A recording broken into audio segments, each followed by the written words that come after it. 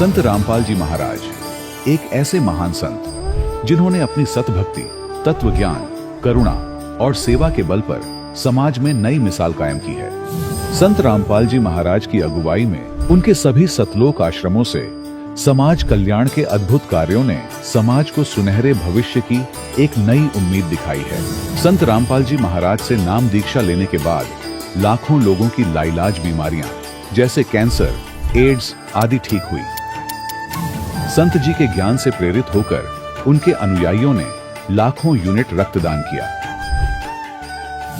संत जी ने लाखों बहन बेटियों का दहेज मुक्त विवाह करवाया।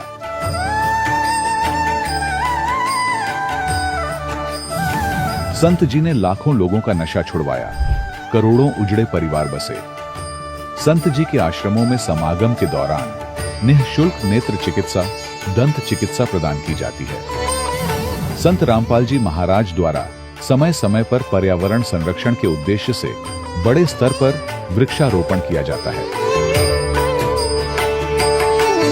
संत जी ने जरूरतमंदों को तत्काल राहत पहुंचाने के लिए एम्बुलेंस सेवा शुरू की। संत जी अपने अनुयायियों को देहदान के लिए प्रेरित करते हैं, जिससे मानवता की सेवा और चिकित्सा क्षेत्र में सुधार हो सके। संत रामपाल जी महाराज के सभी आश्रमों में हर रोज निःशुल्क भंडारा आयोजित किया जाता है, जहां हर वर्ग, हर जाति और हर धर्म के लोग एक साथ बैठकर भोजन करते हैं।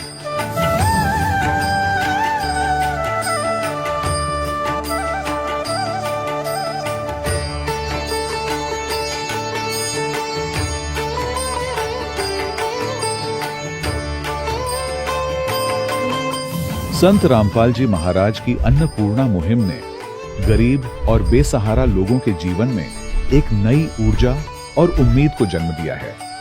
घर घर खाद्य सामग्री और जरूरी मदद पहुंचाकर संत रामपाल जी महाराज ने लोगों को दुख और मजबूरी से लड़ने की ताकत प्रदान की है।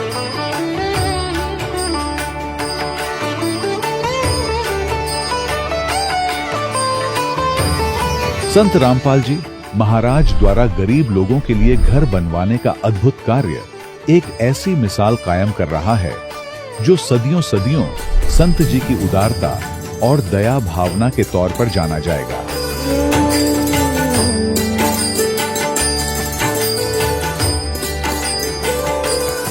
संत रामपाल जी महाराज के आश्रम में हजारों बुजुर्गों को सम्मान और प्यार के साथ जीवन जीने का अवसर मिलता है।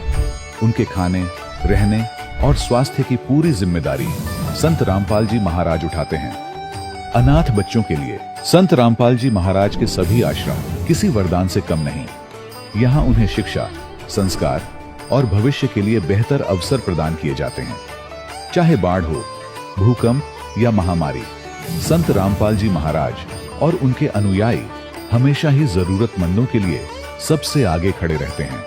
कोविड महामारी के दौरान संत रामपाल जी महाराज के आश्रमों से करोड़ों लोगों के लिए भोजन, दवाइयां और जीवन रक्षक सामग्रियां उपलब्ध कराई गई। चाहे गरीब की मदद हो या किसी शोषित और पीड़ित वर्ग के हक और सम्मान की लड़ाई, संत रामपाल जी महाराज ने हमेशा ही उनकी दबी आवाज को सरकारों तक पहुंचाया है और उन्हें उचित न्याय दिलवाने में अहम भूमिका अदा की है। समाज में आध्यात्मिक और सामाजिक मूल्यों के प्रति जागरूकता लाने में संत रामपाल जी महाराज हर कदम पर मानवता के सच्चे सेवक साबित हुए हैं। संत रामपाल जी महाराज का जीवन हमें सिखाता है कि सच्ची सेवा वही है जो निस्वार्थ भाव से की जाए। आइए हम भी इस महान सेवा के कार्य में इस महान संत से जुड़ें और संत रामपाल जी महाराज से नाम दीक्षा लेकर अपने जीवन को धन्य बनाएं।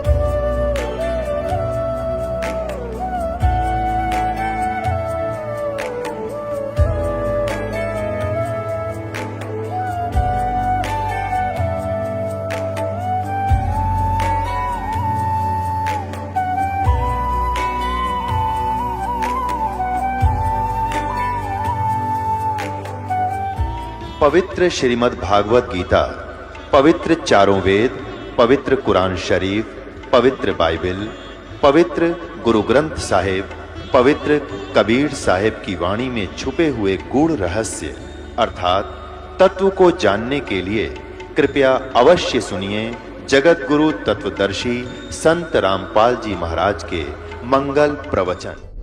सत साहिब दर्शकों, आज हम आपको एक ऐसी बहन का अनुभव सुनाने जा रहे हैं जिसे सुनकर आप हैरान हो जाएंगे। दिल्ली की रहने वाली राधा जी की मां को जलन का रोग था, जिसका इलाज इनको कहीं भी नहीं मिल रहा था। राधा जी राधा स्वामी पंथ में बचपन से ही जुड़ी थी। राधा स्वामी पंथ की साधना से भी इनको कोई लाभ नहीं हो रहा था। राधा जी व इनके परिवार की किस्मत तब बदली जब इनके पूरे परिवार ने संत रामपाल जी महाराज की शरण ग्रहण की। राधा जी का कहना है कि संत रामपाल जी महाराज की शरण में आने के बाद इनको अद्वितीय लाभ मिले हैं। दर्शकों, आइए अब सुनते हैं राधा जी की कहानी इनकी अपनी जुबानी। नमस्कार जी। नमस्कार सर। क्या नाम है बहन जी आपका? मेरा नाम राधा उपाध्याय है। राधा जी, आप कहाँ के रहने वाले हैं? सर मैं कानपुर दिल्ली की रहने वाली हूँ। संत रामपाल जी महाराज से नाम दीक्षा आपने कब ली? सर मैंने संत रामपाल जी महाराज जी से नाम दीक्षा 26 जून 2013 में ली थी। बहन जी, संत रामपाल जी महाराज से नाम दीक्षा लेने से पहले क्या आप कोई भक्ति साधना करते थे? सर मम्मी पापा राधा स्वामी डेरा ब्यास से जुड़े हुए थे और उन्होंने गुरविंदर सिंह ढिल्लों से नाम दीक्षा ली हुई थी, जिसकी वजह से हम बचपन से ही उन्हीं के साथ जाते थे। हम ब्यास भी जाते थे और छतरपुर में जब उनका भंडारा लगता था वहाँ पे भी जाते थे। तो बहन जी, आप राधा स्वामी डेरा ब्यास की भक्ति साधना अपने पेरेंट्स के साथ करते थे। बचपन से ही राधा स्वामी डेरा ब्यास के सत्संग को सुना आपने, तो जो ये भक्ति साधना आप करते थे, इनसे आपको क्या लाभ मिले? सर जैसे कि मैंने बचपन से ही देखा है, पापा मम्मी राधा स्वामी का ही सिमरन करते थे, उन्हीं का दिया हुआ नाम जाप करते थे। उसके बावजूद हमारे घर का कलेश नहीं मिटता था। पापा को भी बहुत गुस्सा आता था और मम्मी को, जैसा कि बचपन से मैं देखते आई हूँ, मम्मी को एक जलन का रोग था, जो कि काफ़ी जगह पे जिसका इलाज कराया मगर वो अभी तक सही नहीं हुआ था उनके नाम जाप से। और भाई, एक मेरा भाई मेरे से भी बड़ा है, जो कि उनकी बात बिल्कुल नहीं मानता था। गुस्सा, वो भी, उसे भी बहुत गुस्सा आता था। फिर आप संत रामपाल जी महाराज की शरण में कैसे आए? सर 2012 में सबसे पहले पापा ने नाम लिया। वो एक सैगल भगत जी हैं, वो भी राधा स्वामी में थे पहले, दोनों साथ ही जाते थे। एक दिन वो, उनका LIC का काम है, तो एक दिन जब वो LIC का काम पापा जी करा रहे थे उनसे, तो उन्होंने राधा, पहले हमारे यहाँ राधा स्वामी बोलते थे जब मिलते थे, मगर उस दिन उन्होंने सत्साई बोला। तो पापा तो पहले ही 17 साल से उस राधा स्वामी में जुड़े हुए थे, उनको एक धक्का सा लगा। उन्होंने बोला सत्साई मतलब, तो उन्होंने समझाया कि देखो, जो मैं भी राधा स्वामी में जुड़ा था, राधा स्वामी पंथ ही गलत है, राधा स्वामी का मतलब भी हमें ढंग से नहीं पता है, और वो जो नाम दीक्षा लेते हैं वो कहीं शास्त्रों में भी नहीं लिखा है। तो पापा को इस बात का बहुत झटका लगा, बुरा बहुत लगा, मगर उन्होंने सुनते गए। वो एक दिन चले गए। फिर एक दिन और सैगल भगत जी आए और उन्होंने जो संत रामपाल जी महाराज जी की आध्यात्मिक ज्ञान गंगा है उसको लेकर आए और गीता भी लाए और साथ साथ सब कुछ दिखाया कि देखो ये 5 मंत्र है और जो राधा स्वामी देते हैं उसका कहीं भी प्रमाण नहीं है। तो पापा जी को हैरानी तो हुई, मगर गुस्सा भी आ रहा था क्योंकि 17 साल से जुड़े हुए थे। वो सुनते गए। फिर धीरे धीरे उन्होंने बोला चलो एक बार जाके देखते हैं, नाम नहीं लेंगे, देखते हैं क्या है। फिर वहां पर गए पापा जी, संत रामपाल जी महाराज जी के आश्रम में गए, सतलोक आश्रम में गए। फिर उस दिन पापा जी संत रामपाल जी महाराज जी से नाम दीक्षा लेकर घर पर आ गए। उन्होंने कुछ बुक भी लाए, ज्ञान गंगा बुक लाए और हमें समझाया कि देखो उनका सत्संग आता है, एक बार देख कर देखो। तो हम तो बचपन से ही राधा स्वामी को देखते हुए आए थे, हमें भी बुरा लगा। मगर उस दिन जब पापा जी ने संत रामपाल जी महाराज जी का सत्संग चलाया टीवी पर, तो उस दिन हम सब ने देखा मिलकर। बस उस दिन हमने ऐसे ही देखा कि ये कौन से गुरुजी हैं, हमने उनका सत्संग सुना उस दिन। फिर ऐसे चलता गया। 1 साल बाद हम पूरे परिवार ने संत रामपाल जी महाराज जी से नाम दीक्षा ले ली। इस तरह हम उनकी शरण में आए। बहन जी, हमने संत रामपाल जी महाराज के लाखों शिष्यों से सुना है कि संत रामपाल जी महाराज से नाम दीक्षा लेने के बाद उन्हें आध्यात्मिक, शारीरिक, मानसिक अनुभव होते हैं। तो क्या आपकी फैमिली के साथ भी ऐसे कोई अनुभव हैं? जी सर, बिल्कुल है। सबसे पहले तो हमने पापा में बदलाव देखा। पापा पहले बहुत गुस्सा करते थे।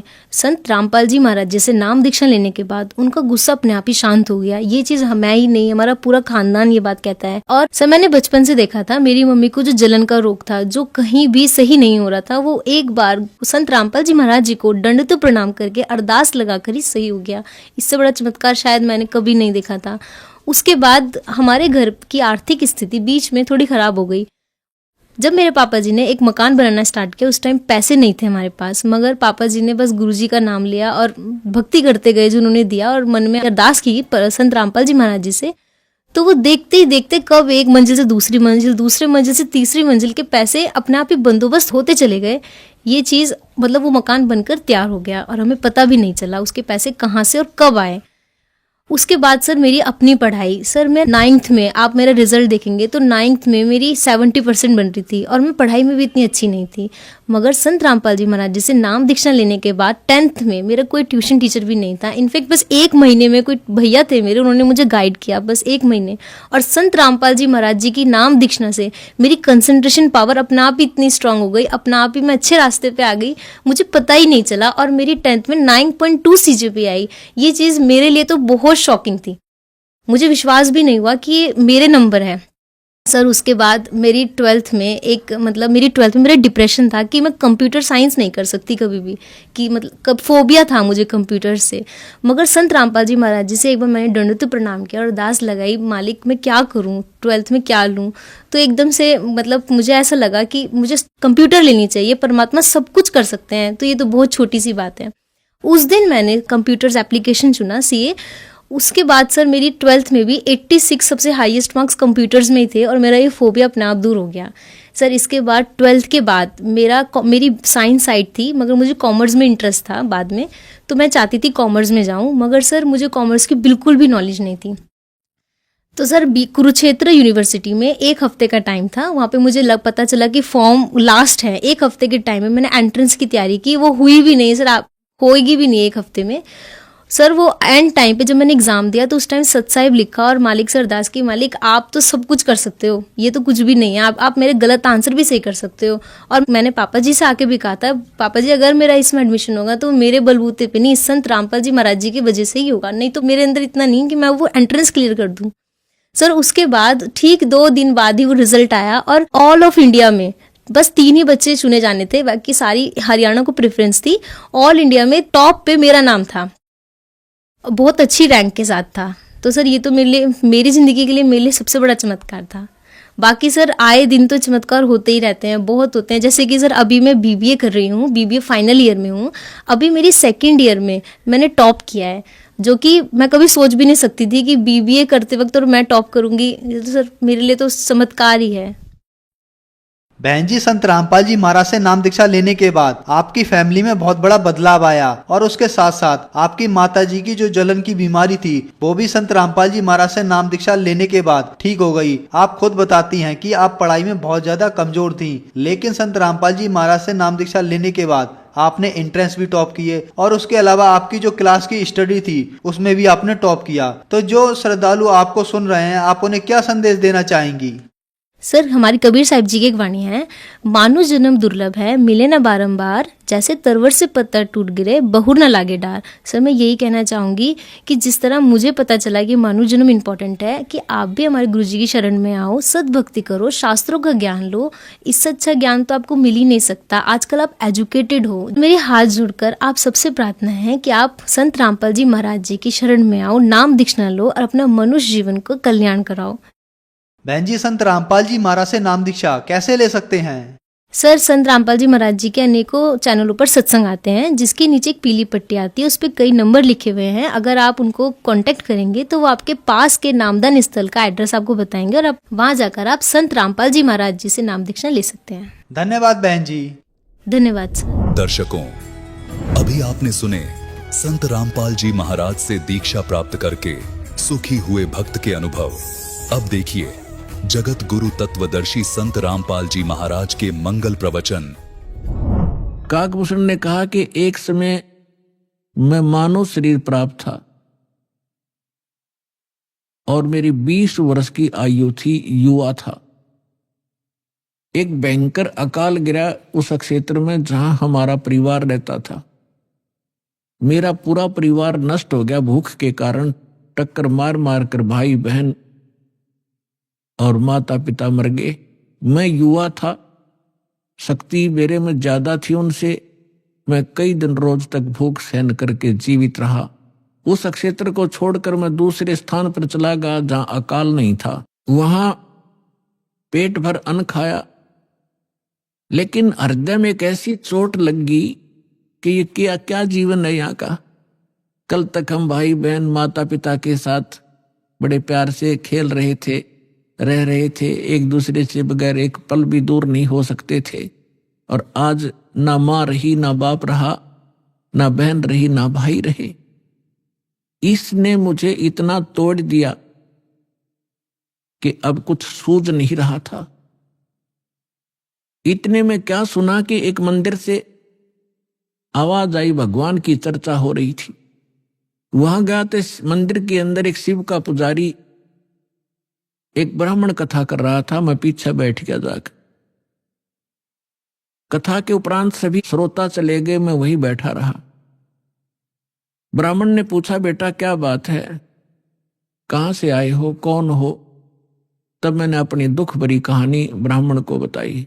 पंडित बड़ा दयालु था, मुझे सीने से लगाया और कहा, बेटा यहां तो दुखों के पहाड़ ऐसे ही टूटते रहेंगे, आप भक्ति किया करो, भक्ति करो बेटा, भक्ति से भगवान सहारा देता है और मोक्ष हो जाता है। तेरा कुछ नहीं है तो आप यहां मंदिर में रहो मेरे साथ। तो वो मंदिर में रहने लगा। अब दास जो आपको स्पष्ट करना चाह रहा है कि दो प्रकार से मानव शरीर प्राप्त होता है। एक तो टर्न वाइज, 84 लाख योनियां भोग के गधे कुत्ते सुअर सब आकर के मनुष्य शरीर मिलता है। दूसरा मिलता है पुण्य कर्मों से लगातार कई भी मनुष्य जीवन हो जाते हैं कंटिन्यू। तो कागभूषण का जो जन्म था वो टर्न वाइज था उसका, वो पिछले जन्म में मनुष्य नहीं था। वो बता रहा है कि मैं इतना दुष्ट था, 6 महीने तक मैंने उस महापुरुष की संगत की, ब्राह्मण की, और इसी कथा सुनाया करता था। और कथा सुना के यूं कहा करता, बेटा दीक्षा ले ले, भगवान की भक्ति से मोक्ष होगा। तो मैं टाल मटोल कर जाता था, फिर देखूंगा महाराज, क्योंकि तुलसी पिछले पाप से हरि चर्चा ना भावे, जैसे जबर के बेग से भूख विदा हो जाए। जैसे किसी को बुखार हो गया हो, मलेरिया हो, तो उसको चाहे मनुखा दाख, किशमिश, हलवा, पूरी, खीर, कितना स्वादिष्ट भोजन दे दीजिए, वो जी परखते ही कहता कड़वा कड़वा लगता है, मुझे अच्छा नहीं लगता। अब ना वो मनुखा कड़वी है, ना हलवा और खीर कड़वी है। उस बुखार ने उसकी व्यवस्था शरीर की इसी बना दी कि उसको स्वादिष्ट वस्तु भी कड़वी महसूस हो रही है। अब वो उनको नहीं खा सकता, चाहे कितनी कोशिश कर लो, जी परखते ही थूक देता है, उसके बस की बात नहीं। अब उसके लिए ट्रीटमेंट क्या है, उसका विकल्प क्या है कि उसने कड़वी गोली खानी पड़ेगी ना चाहते हुए, और फिर वो व्यवस्था ठीक होगी। तो इसी प्रकार उसकी मजबूरी होगी वहां रहने की, उस कागभूषण की। और कोई सहारा नहीं था, कहीं रोटी नहीं थी, वहां रोटियां मिल रही थी, वो रहता रहा उस संत के साथ, लेकिन उसके अंदर वो भगवान की जो मनुखा दाख सुहावा नहीं थी। 6 महीने तक उसने संगत करी, जब जाके एक दिन उसने दीक्षा ली। अब काल का इतना भयंकर जाल है कि ब्राह्मण वृद्ध हो गए, वो युवा थे। जो कथा गुरुजी सुनाया करते 6 महीने में, 1 वर्ष में उसको वो याद होगी। उनकी अब्सेंस में वो कथा सुनाने लग गया, तो जितने भी श्रोता आते थे वो उसकी प्रशंसा करते थे कि वाह भाई वाह, कमाल कर दिया, आप तो पंडित जी से भी अच्छी तरह से कथा सुनाते हो, आपकी तो आवाज भी बड़ी सुरीली है। अब वो बताता है, इससे पुण्यात्माओं आपको जो फाउल पॉइंट हैं आपके भक्ति के, ये भी जानकारी होगी, हम कहाँ मार खाते रहे। अब उसमें अभिमान हो गया, प्रशंसा का पात्र बन गया। हवा भर गई उसके अंदर, और हम यहां दुखी होते हैं। कहते राज तजना सहज है सहज तरिया का ने, और मान बढ़ाई ईर्षा दुर्लभ तजनाई। अब उसको मान बढ़ाई का रोग लग गया। एक दिन गुरुजी आए अपना पूजा पाठ करने के लिए, अपने घर से आते थे, उसको मंदिर में इंचार्ज बना दिया था, और वो बैठा था अपने प्रशंसकों के पास। 20-30 भगत बैठे थे, भगतमती बैठी थी, वो चर्चा सुना हुआ था। गुरुजी आगे, और वो जो भगत थे वो सारे उसके प्रशंसक हो गए। तो उसने उस दिन खड़ा होकर के गुरुजी का सत्कार नहीं किया, बैठे बैठे देख लिया, और मन में ये था यदि मैं उठूंगा खड़ा होऊंगा तो मेरी बेइज्जती ना हो जाए श्रोताओं के सामने। उसमें ये दोष था। लेकिन संत ने ये ध्यान नहीं दिया, वो अपनी पूजा की धुन में उनके पास से निकल गया और मंदिर में आगे चला गया। वो बाहर परिसर में बैठे थे बरंडे में। तब आकाशवाणी हुई। भगवान शंकर का पुजारी था वो ब्राह्मण। भगवान शंकर ने आकाशवाणी की, ए धूर्त, तूने अपने गुरु का अनादर किया है, तुझे 1 लाख वर्ष तक नरक में डाला जाएगा। ये आकाशवाणी सुन ली गुरुजी ने। अपने आत्माओं, कबीर साहब कहते हैं, बहुत प्यारा बालक माँ का, उससे बढ़कर शिष्य गुरुओं का। अब पिता को पुत्र पुत्री बहुत अच्छी प्यारी लगते हैं, माँ को पिता से भी 100 गुना प्रेम होता है अपने बच्चों में, बेटा और बेटियों में। और यहाँ ये भी साथ में सिद्ध होता है कि गुरु जी को अपने शिष्य उन माँ से भी 100 गुना प्यारे होते हैं, कि ताकि इनका कल्याण हो, क्योंकि वो भविष्य की जानकारी रखता है कि यदि ये इस भक्ति पर सफल नहीं हुए तो इनके ऊपर के कहर टूटेगा। इसलिए उस भविष्य के दुख को जानकर आपको इतना प्यार देता है कि ये इस भक्ति पर जुड़े रहें, इतना मोह बनाता है कि कहीं ये डगमग ना हो जाए, इनका भविष्य नाश हो जाए, दुर्गति होगी इन बालकों की। फिर तो इस प्रकार उस संत ने आकर महात्मा ने कहा कि बेटा क्या गलती होगी, भगवान क्यों अक्षुब्ध हुए तुझसे? अरे अक्षमा याचना कर भगवान से। आप भी खड़े हो गए और उससे भी कहा, और कहा है भगवान बालक है, भूल पड़ गई होगी, आपका बच्चा है, अक्षमा करो, आप तो दयालु हो, आप तो कृपालु हो, महादेव हो। फिर आकाशवाणी की कि इसने अपने गुरु का अपमान किया है, ये मेरी बर्दाश्त से बाहर है। जब ये गुरु का आदर नहीं कर सकता तो मेरे लोक में आवेगा, यहां भी यो उस भस्मासुर जैसे काम करेगा। ऐसे दुष्ट को मैं कैसे एक्सेप्ट करूंगा? तो जैसा आज ये गुरु के प्रति इसका व्यवहार है, ऐसा ही मेरे प्रति होगा। पुण्यात्मा परमात्मा कहते हैं, गुरु मानुष कर जानते ते नरकइये अंध, और हो दुखी संसार में आग गयम के फंद। परमात्मा आपकी ट्रायल लेता है कि यदि इस दास के स्थान पर मैं होता तो ये सामने वाला मेरे साथ जैसा आज इसके साथ व्यवहार कर रहा है, ऐसा ही मेरे साथ करता। तो इस प्रकार आप जी को इन सत्संगों के माध्यम से वो भक्ति नाशक पॉइंटों से भी आगाह कराया जाता है कि जिस कारण से आपकी भक्ति इन कारणों से नष्ट होती है। फिर भी उन्होंने बार बार प्रार्थना करने से शंकर भगवान ने कहा कि जो मेरे मुख से वचन निकल गया अब ये वापस नहीं हो सकता। इतना अवश्य कर दूंगा तेरे गुरु जी की प्रार्थना पर कि उस नरक के अंदर तुझे यम के दूत दुखी नहीं करेंगे। रहना पड़ेगा 1 लाख वर्ष तक नरक में ही, उसको मैं बाहर नहीं कर सकता। अब यहां परमात्मा कहते हैं, मासा घटे ना तिलबद है, विद ना लिखे जो लेख, और सच्चा सतगुरु मेट कर ऊपर मारते मेघ। तो ये भगवान केवल उतना ही कर सकते हैं, इससे वो कम और ज्यादा नहीं कर सकते। जो उनकी किसी भी 3 ताप के कारण या प्रारब्ध के कारण जो भी उनको सुख या दुख है उतना ही मिलेगा। अब जैसे किसी मंत्री का मित्र हो कोई, उसकी सजा हो जाती है तो वो मंत्री उस सजा से मुक्त नहीं करा सकता, उसको जेल में तो रहना पड़ेगा। लेकिन उस मंत्री के प्रभाव से वहां के जेलर और कर्मचारी उसको कष्ट कति नहीं देंगे, ये अंडरस्टूड है। लेकिन रहना पड़ेगा जेल में ही। इस प्रकार कागभूषण बता रहे हैं कि मैं ऐसा नालायक था कि उससे पहले के आज मुझे पिछली इतिहास नजर आता है, क्योंकि मैं भक्ति पर हूं। मैंने असंख्य जन्म खो दिए थे, जो टर्न वाइज मुझे असंख्यों जन्म मनुष्य के मिले, लेकिन भक्ति मैंने किसी भी जन्म में बीज नहीं बोया भक्ति का। और उस जन्म में मेरा भक्ति का बीज बू गया, और वो भक्ति का बीज पड़ने का कारण मेरे परिवार का नाश होना था। अगर वो परिवार नाश ना होता, वो परिवार के वो तो अक्षेत्र ही नाश हो गया था, तो वो मेरे लिए वरदान सिद्ध हो गया। आज मुझे महसूस हो रहा है वो कष्ट ना आता तो मैं उस जन्म में भी भक्ति नहीं करता, इतना नीच था।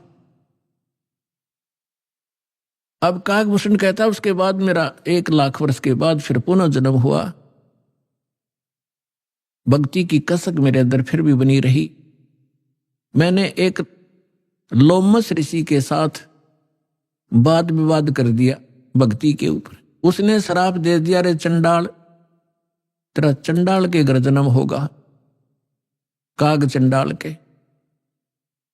तो कहता है कि जब गुरुजी ने मुझे ऐसा क्रोध से वचन बोला, मेरे को क्रोध नहीं हुआ। मैं समझ गया कि बात बिगड़ गई। मेरे मन में क्रोध नहीं आया, ना दुख हुआ। मुझे एहसास हुआ कि मेरे से भारी गलती बन गई। तो मैंने उनके तरफ करबद्ध होकर के हाथ जोड़ के ऐसे मायूस सा बनकर कहा कि हे ऋषि जी, जन्म तो दास को कहीं दे देना, पर एक वरदान भी दे दो कि मेरे भक्ति भूल ना पड़े। तो उसने कहा भाई ठीक है, तेरा जन्म तो होगा चंडाल का, लेकिन ये आशीर्वाद दे देता हूं कि तेरा याद बनी रहेगी भगवान की। तो फिर काग चंड के घर ये जिसका जन्म हुआ, पूरा इतिहास बता रखा परमात्मा ने अपने सूक्ष्म वेद में। ब्रह्मा जी का वाहन है हंस, उसकी हंसनी को ब्रह्मा जी की पत्नी सावित्री उसको गर्भ धारण कराने के लिए काग चंड के घर ले गई। उनके संयोग से फिर काकभूषण का जन्म हुआ। ऊपर से मुंह काग का है, नीचे शरीर देवताओं जैसा है।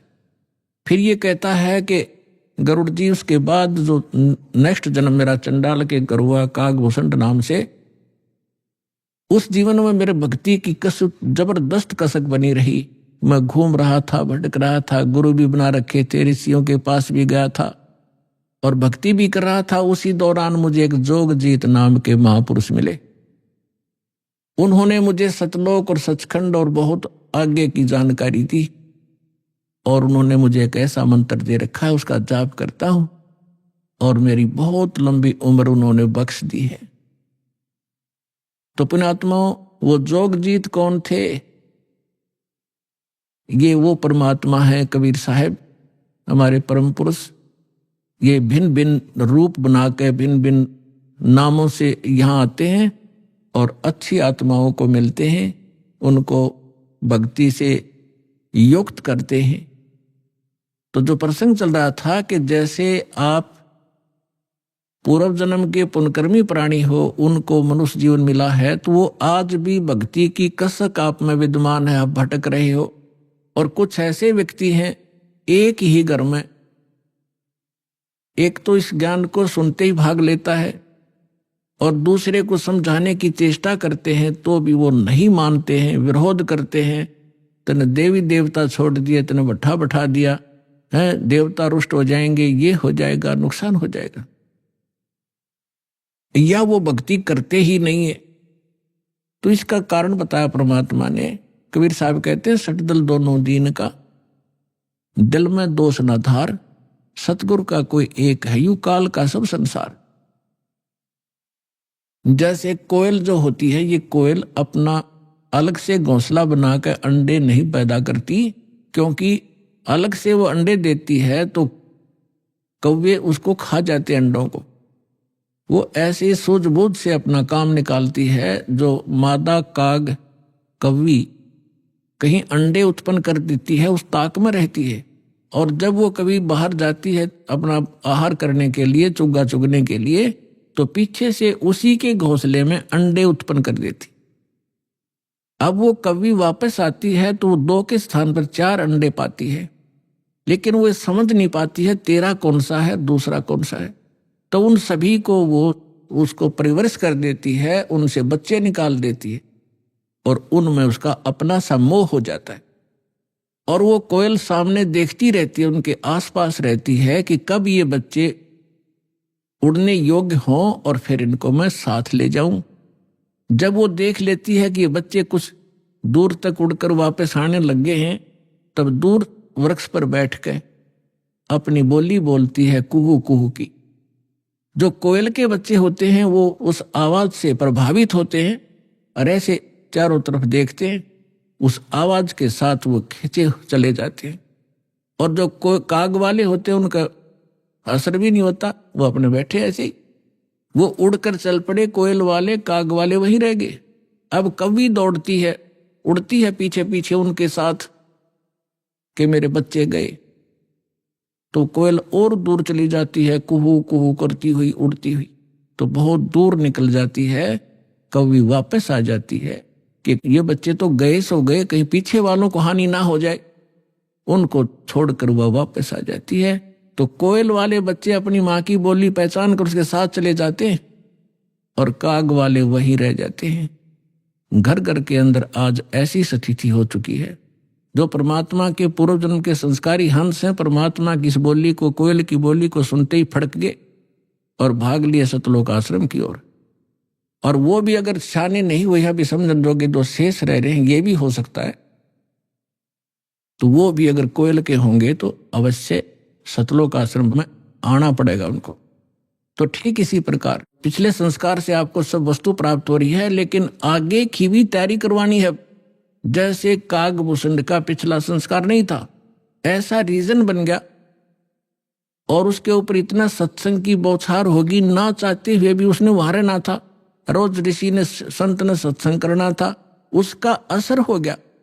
अब जैसे किसी को सर्प डस जाता है और पहले मंत्रों से ये सब जतन हुआ करते थे, गारुड़ एक मंत्र सिद्ध कर लेता है और उस मंत्र से फिर वो विष उतारता है। जिसको सर्प ने डसा हुआ है वो अचेत पड़ा है, ना उस मंत्र की लैंग्वेज समझता है, ना आवाज सुन रहा है, लेकिन वो मंत्र फिर भी उसके ऊपर असर करके विष रहित कर देता है और वो सचेत हो जाता है। ठीक इसी प्रकार आज परमात्मा ने यही तरीका बनाया है। ऐसे साधन बना दिए, चिप बनवा दी, ये डीवीडी बनवा दी, सुबह दोपहर शाम की आरती कंपलसरी करनी पड़ेगी। अब घर के अंदर जो सदस्य नहीं भी नाम लेना चाहते और ना सुनना चाहते, वो घर से बाहर कहाँ जाएंगे। आप अपनी आरती भी कर रहे हो, आप अपना मंत्र जाप भी कर रहे हो, आप परमात्मा की वाणी सत्संग भी चला देते हो देर सवेर, तो उनके ऊपर उस कागभूषण की तरह एक दिन असर होगा और वो भी या राम नाम की कलम उनका भी चढ़ जाएगी एक दिन और उनका पार होगा, क्योंकि भगवान का वचन है।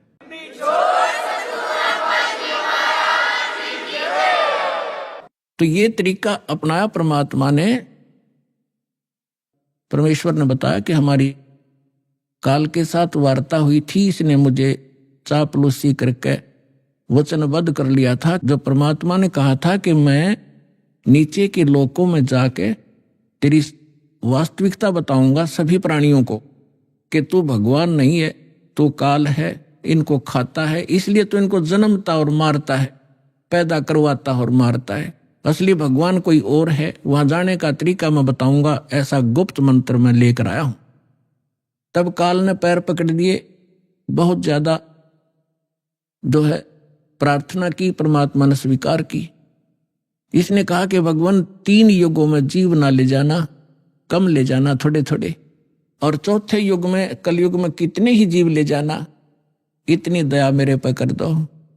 परमात्मा को भी पता था कि सतयुग त्रेता द्वापर में ये जीव गणे दुखी नहीं होते और इनकी पूर्व जन्म की बैटरी चार्ज होती है, उसी से ये सुखी होते हैं और ये सोच रहे होते हैं हम राम और कृष्ण की भक्ति कर रहे हैं, शायद इसी से सुखी हैं, तो इसलिए ये मेरे ज्ञान को स्वीकार नहीं कर पाएंगे। मालिक को मालूम था, तो इसलिए मालिक ने कहा था परमात्मा ने कि भाई ठीक है, चौथा युग जब कलयुग आई तब हम अपना अंश पठाई और काल फंद छूटे नरलोई सकल सृष्टि परवानिक हुई। परमात्मा ने कहा था जब कलयुग के अंदर मैं अपना दास भेजूंगा और फिर ये काल के सब बंधन छूटेंगे और सारा विश्व मानव शरीरधारी प्राणी और साथ में जो पशु पक्षी हैं वो भी मनुष्य शरीर धारण करेंगे और वो सभी नाम लेंगे। सकल सृष्टि परवानिक होई, परवानिक माने विकसित होंगे। और कहते हैं कलयुग बीते 5500 पाचा, तब ये वचन मेरा होगा साचा। और कलयुग बीत जावे जब एता, सकल यानी सभी प्राणी परम पुरुष पद चेता। 600 वर्ष पहले मालिक की वाणी में लिखा हुआ है, कबीर वाणी में, सच्चिदानंद घन ब्रह्म की वाणी में, यानी सूक्ष्म वेद में, उस तत्व ज्ञान में परमात्मा ने बोला था, धर्मदास जी लिखा था।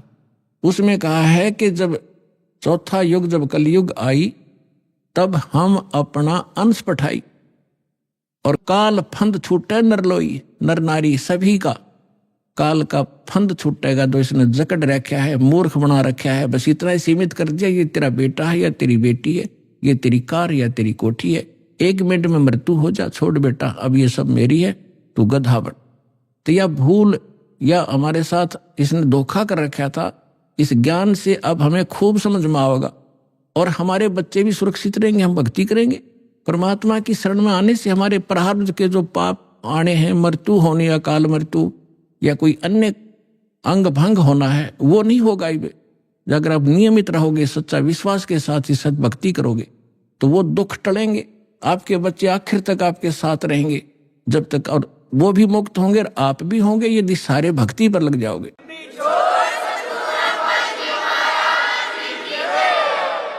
परमात्मा ने कहा था कि काल फंद छूटे नरलोई, सकल सृष्टि परवानिक होई। काल का जो बंधन है, कर्मों से बांध रखा इसने, और ये सब छूटेगा और सारी सृष्टि उपदेशी होगी। कलयुग बीतते 5500 पाचा। धर्मदास जी से कहा था कि कलयुग बीतते 5500 पाचा, तब ये वचन मेरा होगा साचा। आज से 600 वर्ष पहले मालिक ने ये कहा था कि पूरा विश्व मेरी भक्ति करा करेगा कबीर की, और सभी उस सतलोक के परमेश्वर के उस परम पद के जानकार होंगे, सबको ज्ञान हो जाएगा उस परम पुरुष के उस पद का। जो गीता अध्याय नंबर 18 के श्लोक नंबर 62 में कहा कि अर्जुन, तू सर्वभाव से उस परमेश्वर की शरण में जा, उसकी कृपा से तू परम शांति को और सनातन यानी शाश्वत स्थान को प्राप्त होगा।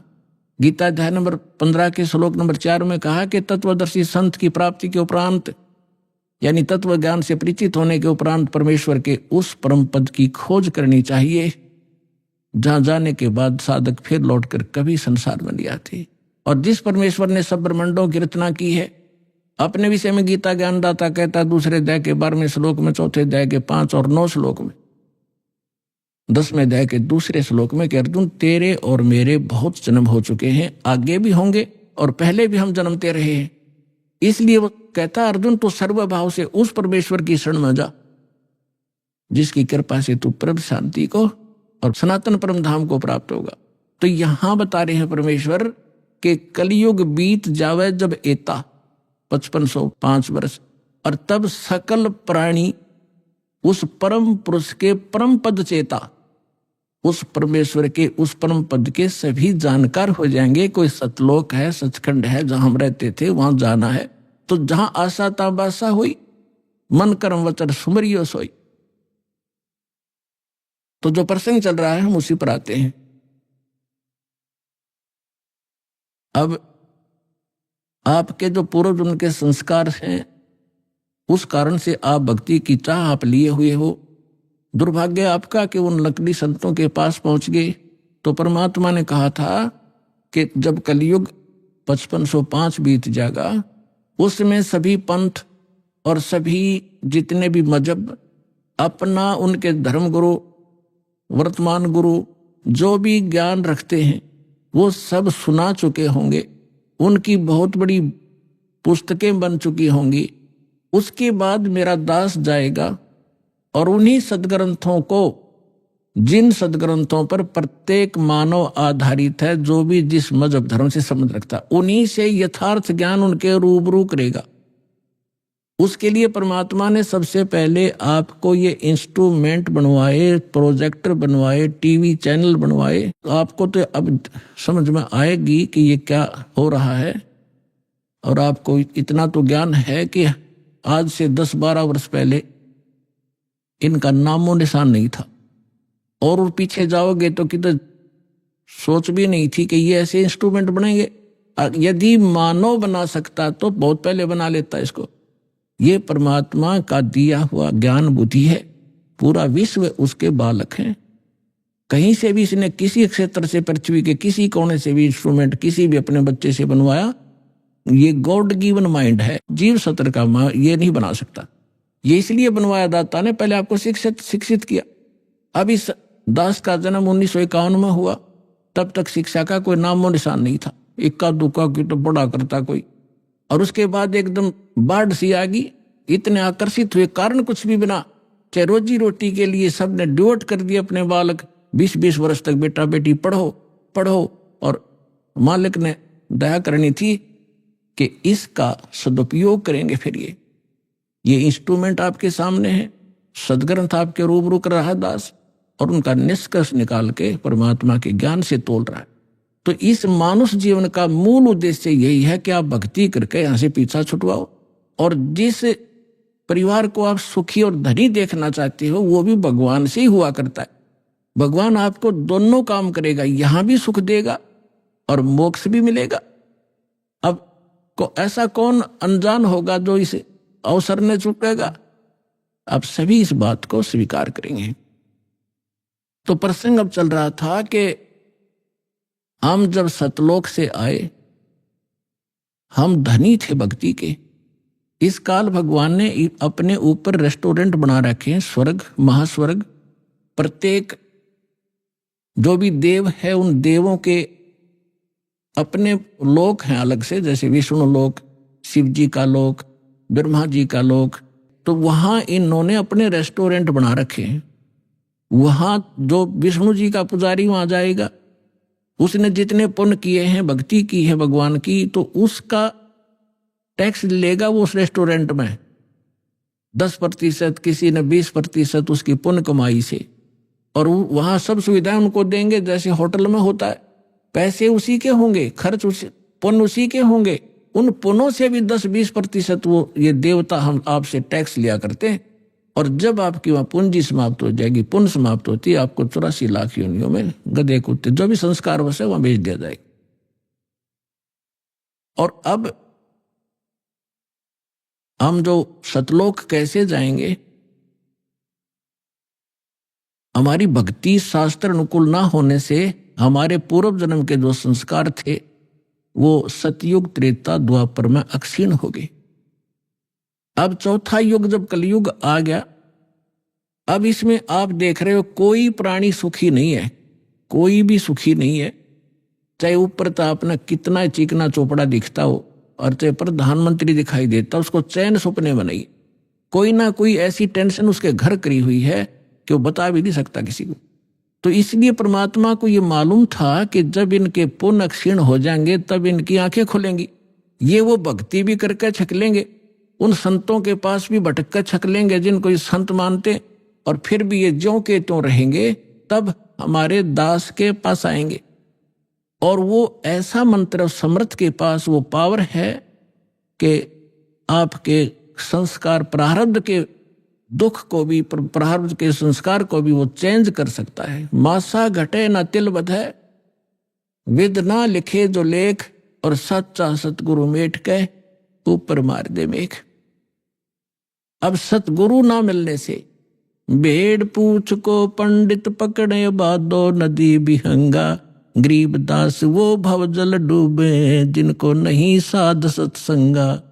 कबीर इस संसारे को समझाऊं के बारे, ये पूछ पकड़ के भेड़ की और उतरा चावे पारे। साधना तो नकली कर रहे और इंतजार कर रहे सुख होने की और मोक्ष की। कहते हैं संशय शोक सराय में सूतक दिन राती, और जीवित जग में जूती पड़े फिर जम तोड़े छाती। सत साधना ना करने से हमेशा आपके संशय और शोक, ये दुख सदा बने रहेंगे, और जीवित जग में जूती पड़े, यहां नरे कष्ट भोगोगे, और फिर जम तोड़े छाती, यम के दूत आगे फिर बहुत दुखी करेंगे जो सत साधना नहीं कर रहे। अभी आपने सुने संत रामपाल जी महाराज के मंगल प्रवचन। आइए अब सुनते हैं संत रामपाल जी महाराज से नाम दीक्षा लेकर सत भक्ति करके अद्भुत लाभ प्राप्त करने वाले अनुयायी के विचार। दर्शकों, दुख, दर्द और अदृश्य शक्तियों की चुनौतियां एक व्यक्ति को भीतर से बिल्कुल खोखला कर देती हैं। लेकिन जब इंसान को सही मार्ग मिल जाए और पूर्ण परमेश्वर के आश्रय अपना सर्वस्व सौंप दे, तो ऐसे लाभ प्राप्त होते हैं जिनकी वर्तमान में कल्पना करना भी असंभव है। ऐसे ही लाभ प्राप्त हुए हैं सोनीपत हरियाणा की रहने वाली कमला जी को। इनकी जिंदगी में दुखों का पहाड़ टूट पड़ा था। किसी ऊंचा तांत्रिक ने कहा था कि आपका सब कुछ नष्ट हो जाएगा। इस भय से घबराई हुई कमला जी ने रो रो कर भगवान को पुकारा और अंत में परमात्मा ने इनकी सुनी भी। पूर्ण परमेश्वर स्वरूप तत्वदर्शी संत रामपाल जी महाराज जी की शरण ग्रहण करने के बाद इन्हें ऐसे अविश्वसनीय लाभ हुए हैं जो हम पहले सिर्फ कथाओं में सुना करते थे। कहते हैं ना, राम भरोसे जो रहे वो पर्वत पर लहराए। ऐसा ही एक चमत्कार इन्होंने भी बताया कि जब कमला जी भगवान के भरोसे सब कुछ छोड़कर सत्संग में गईं, तो पीछे से परमात्मा ने इनके सारे गेहूं स्वयं साफ कर दिए। साथ ही अदृश्य शक्तियों का साया इनके घर से दूर हुआ और बेटे को जीवन दान मिला। अब आप स्वयं सुनिए कमला जी के जीवन परिवर्तन की सच्चाई, उनकी आप बताई। नमस्कार जी। नमस्कार जी। क्या नाम है जी आपका? मेरा कमला नाम है। कहाँ से आए हैं बहन जी आप? सोनीपत शास्त्री कॉलोनी। बहन जी, संत रामपाल जी महाराज से नाम दीक्षा आपने कब ली? संत रामपाल जी महाराज से दीक्षा मैंने 2003 में ली। संत रामपाल जी महाराज से नाम दीक्षा लेने से पहले आप क्या भक्ति साधनाएं करती थी? ये जो 3 लोक की भक्ति है सभी करती थी। व्रत, तीर्थ और पितृ पूजा और शिवजी पूजा, ये सब करती थी। जितनी भी 3 लोक में आती हैं बहुत भक्ति करी, बहुत। और दुख भी बहुत दिए इन्होंने, बहुत दुख दिए। तो फिर आप संत रामपाल जी महाराज की शरण में कैसे आई? संत रामपाल जी महाराज की शरण में ऐसे आई, एक मेरी लड़की और जटवाड़े में गप्पू भगत जी हैं, वे संत रामपाल जी महाराज से नाम उपदेश ले रहे थे। तो मेरी लड़की और उसकी लड़की कॉलेज में पढ़ती थी, तो मेरी लड़की उसके साथ जाती थी। तो उसने बताया कि हम गुरु बना रहे हैं, तो उसने मेरे को बताया। उस लड़की ने अपनी मम्मी से बताया, एक राधा की मम्मी ऐसे ऐसे पूछ रही थी, और मेरी लड़की ने सारी बात पूछ के ना मेरे से बताया, एक मम्मी वे गुरु बना रहे हैं और हमारे उनके पापा गुजर रहे हैं, एक्सीडेंट में गुजरे थे। तो मेरे को एक सियाने ने बताया था कि आपका तो सब कुछ ख़त्म हो जाएगा, एक के बाद एक ख़त्म होगा। तो हमारे इसके पापा जी का DT रोड पर एक्सीडेंट हो गया और वे ख़त्म हो गए 13 दिन में, बोले भी नहीं। तो मैं तो घूम रही थी, कहीं परमात्मा मिल जाए, रो रही थी। भाई परमात्मा तो है ही नहीं, परमात्मा होते तो मेरी शुद्धि लेते, मेरी प्रार्थना सुनते। मैं रोती थी और मैं कहती थी, भगवान आप कहाँ हो, मैं तो बहुत दुखी हूँ, परमात्मा आओ मेरा दुख सुनो। तो परमात्मा ने मेरी सुनी। तो मेरी बेटी ने बताया, माँ वे गुरु बना रहे हैं, आपने जाना जरूरी है। तो मैं उसके पास गई, फिर उसने बहुत बात बताई गुरु जी की, वैसे बता रही थी। तो मेरे हृदय में ऐसा हो गया, एक एक बात सच्चाई लिखी जा रही है। और मैं चलती आना में बोली, जोत लग रही थी, मैं बोली मुका बे मैं जोत के आगे दंडवत प्रणाम कर लूँ? बोली हाँ बे कर ले, ये तो सबके भगवान है। तो मैंने दंडवत प्रणाम करी। तो मैं बोली, मका हे भगवान, हे गुरु महाराज, मैं आपके योग्य हूँ तो मेरे को भी बुलाना। तो भगवान ने मेरी प्रार्थना सुनी और मैं सत्संग सुन के आई गई। संत रामपाल जी महाराज दर्शन देने लग रहे, तो मैं लाइन में लग गई। तो मैं गुरु जी के पास गई, संत रामपाल जी महाराज के पास गई। तो मैं देखते हैं ठाडू रोने लग गई। परमात्मा बोले वे क्यों रोई सिर पर हाथ धर के? मैं कहा गुरु जी मैं तो बहुत दुखी हूँ। गुरु जी बोले बे अब आगे दुखी नहीं होगी, तू फार्म भरते नाम ले ले। मैंने अपना फार्म भरवा दिया, नाम ले लिया, नाम लेके घर आ गई। बहन जी, आपने बताया जैसे कि आप संत रामपाल जी महाराज के दर्शन करने गए और संत रामपाल जी महाराज ने आपसे कहा कि आज के बाद आप दुखी नहीं होगी। तो क्या संत रामपाल जी महाराज से नाम दीक्षा लेने के बाद आपके दुख दूर हुए? बहुत दुख दूर हुए। एक तो शुरू में तो हुआ कि मेरे कलेजे में मतलब तेजाब सी बनती थी लीवर में, बहुत डॉक्टरों के पास घूम ली और कोई आराम नहीं हुआ। दवाई खाती इतना आराम रहता, फिर ऐसे ही हो जाता। और वो है ना नाम लेते एक साथ एकदम तो छूमंतर हो गया, दर्द नहीं रहा मेरा कोई भी, आराम से रोटी खाती खूब, सब कुछ ठीक हो गया। और फिर 1 महीने के बाद 5 दिन के खुले पाठ हुए थे, तो यहाँ सत्संग सुनने आई। तब है ना गुरुजी घर घर सत्संग किया करते थे। परमात्मा आए और हमें पता लग गया। तो पहले दिन तो सत्संग सुन गई, दूसरे दिन बेटा बोला, बड़ा बेटा नाम नहीं ले रहा, वो बोला अब तू रोज सत्संगों में घूमिए, घर का काम मत करिए। मैं बोली भाई के काम अटक गया, मेरे को काम बता, तेरा काम करके जब जाऊंगी। वो बोला गेहूँ संवारने हैं, गेहूँ बोने हैं, उनमें जोगने थे। मैं बोली बेटा चाहिए दिवे के चांदने में संवारूँ, मैं तेरे गेहूँ संवारूँगी और मेरे को सत्संग से मने मत कर, मैं सत्संग सुन कर आऊँगी।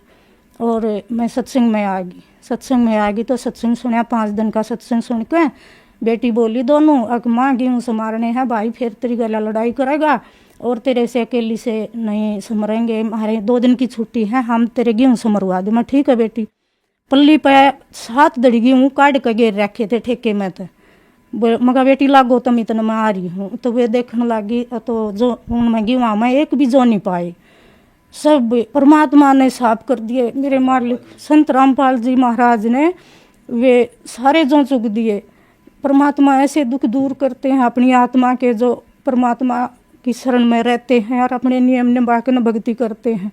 परमात्मा एक एक बात इसी सुना है, जो शाम को याद करके सो गए और परमात्मा से मन मन में प्रार्थना कर लिए, परमात्मा ये होना देना चाहिए, तो परमात्मा सुबह वो पूरा कर देते हैं। संत रामपाल जी महाराज पूरा कर देते हैं, कमी नहीं छोड़ते हमें। और दूसरा लाभ ये हुआ, मेरे बेटे का एक्सीडेंट हो गया, बहुत तगड़ा एक्सीडेंट हो गया। वो नाम दीक्षा ले रहे थे, फिर वो शादी में चले गए, उसने अपना नियम तोड़ दिया, दारू प्यादी बच्चों ने साथ में होके ना वो दारू पी ली, आती आना एक्सीडेंट हो गया।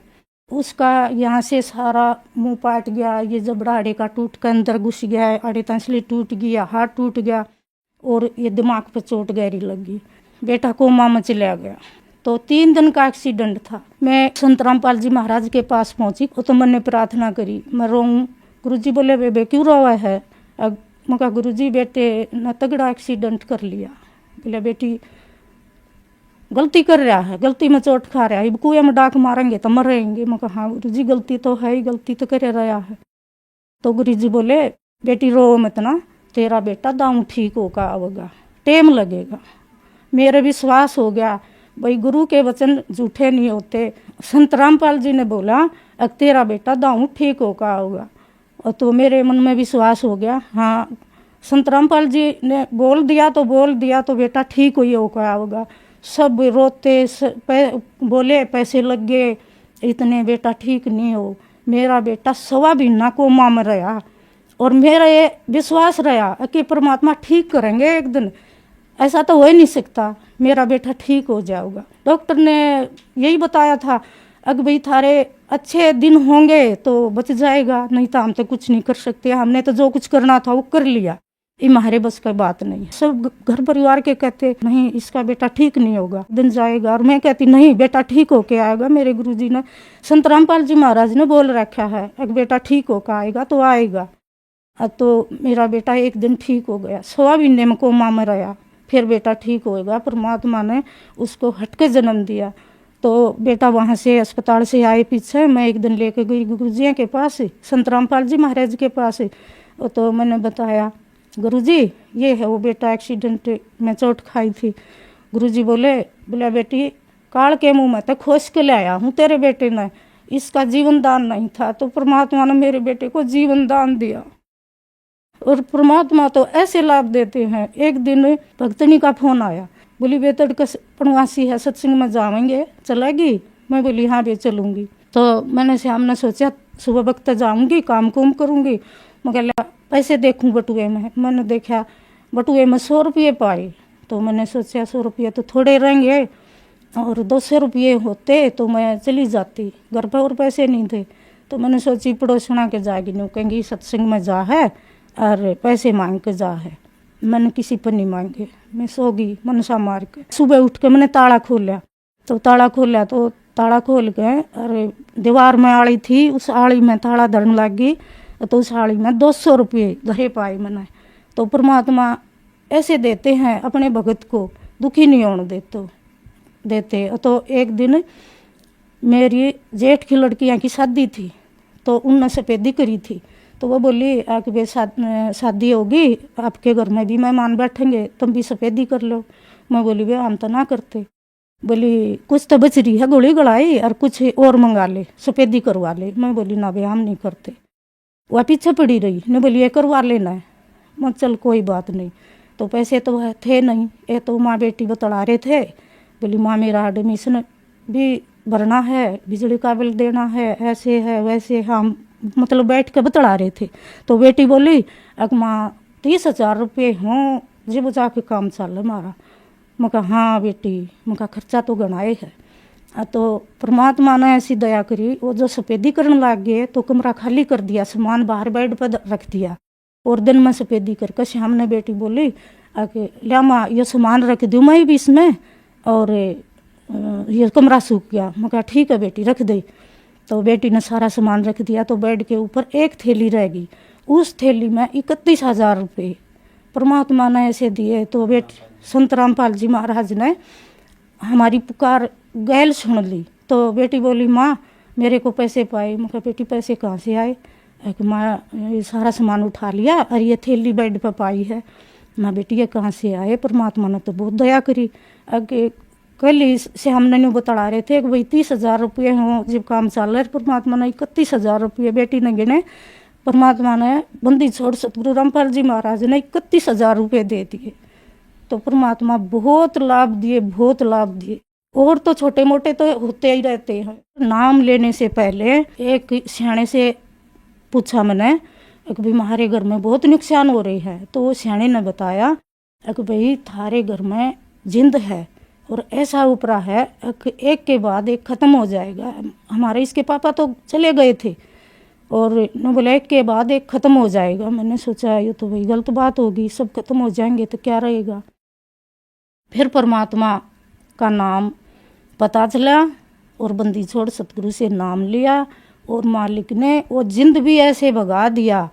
और बेटे का एक्सीडेंट होया, एक बेटे से जीवन दान दिया और एक बेटे का एक्सीडेंट होया, उसको भी परमात्मा ने ऐसे बचाया। 5 जने बैठे थे गाड़ी में और गाड़ी ने 2 पथले खाए और किसी के भी चोट नहीं लगी, किसी को भी। वो तो नाम भी नहीं ले रहा था। परमात्मा ऐसे सुख देते हैं हमको। सतगुरु रामपाल जी महाराज की शरण में नहीं जाते तो हम तो खत्म हो जाते, कदे के खत्म हो लेते। परमात्मा की दया से सारा सब कुछ चल रहा है। बहन जी, संत रामपाल जी महाराज से नाम दीक्षा लेने के बाद आपको बहुत सारे लाभ प्राप्त हुए। तो जो श्रद्धालु आज आपको देख रहा है, खास करके वो बहनें जो बहुत दुखी हैं, उनके लिए आप क्या कहना चाहेंगे? उनके लिए कहना चाहती हूँ, हाथ जोड़ के प्रार्थना करती हूँ, हे बहन माता सब आओ, बहन भाइयों और माता पिता सब आओ और संत रामपाल जी महाराज की शरण में आओ। ये तो हम भरम में बुला रखे हैं। 3 लोग की भक्ति में ऐसे बांट दिए कि कभी पत्थर पूज रहे हैं, कभी देवता पूज रहे हैं, कभी कुछ पूज रहे हैं और इतने दुखी हो गए, इतने बिरान माटी होगी मारी। जो असली भगवान है वो तो मिला ही नहीं, उसका किसी ने भेद नहीं बताया। ये परमात्मा खुद आए हैं, संत रामपाल जी महाराज आए और संत रामपाल जी महाराज ने सारी बात खोल के बताई जो हमारे समझ में आई है। ए बहनों दुखी मत हो, अब दुखी होने का टाइम नहीं है। पूर्ण परमात्मा संत रामपाल जी महाराज आए हुए हैं, अब हमें सारे दुख दूर करेंगे। और नाम दीक्षा लो और अपने दुख दूर करवाओ और मुक्ति का मार्ग है ये। और परमात्मा सब कुछ देते हैं और एक दिन हम यहाँ से चले जाएंगे, मुक्ति मिल जाएगी, हट के जन्म भी नहीं होगा हमारा। बहन जी, संत रामपाल जी महाराज से कैसे जुड़ सकते हैं? संत रामपाल जी महाराज से टीवी में चैनलों पे और पीली पट्टी आती है, उस पर सारा पता दे रखा है और फोन नंबर भी है। और जो गीता तेरा ज्ञान अमृत और ज्ञान गंगा, उसमें सारा पता है और उसमें देखो, पढ़ो और समझो और नाम दीक्षा लो और अपना उद्धार कराओ। धन्यवाद जी।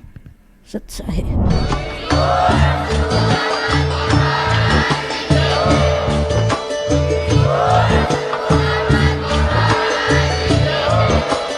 आप सुन सुन रहे थे जगत गुरु तत्वदर्शी संत रामपाल जी महाराज जी के मंगल प्रवचन। अधिक जानकारी के लिए विजिट कीजिए हमारी वेबसाइट www.jagatgururampalji.org। संत रामपाल जी महाराज जी के शुभ आशीर्वाद से पूरे विश्व भर में 500 से भी ज्यादा नाम दीक्षा केंद्र हैं, जिन पर संत रामपाल जी महाराज जी द्वारा ऑनलाइन निशुल्क नाम दीक्षा दी जा रही है। अपने नजदीकी नाम दीक्षा केंद्र का पता करने के लिए संपर्क करें 8222880541।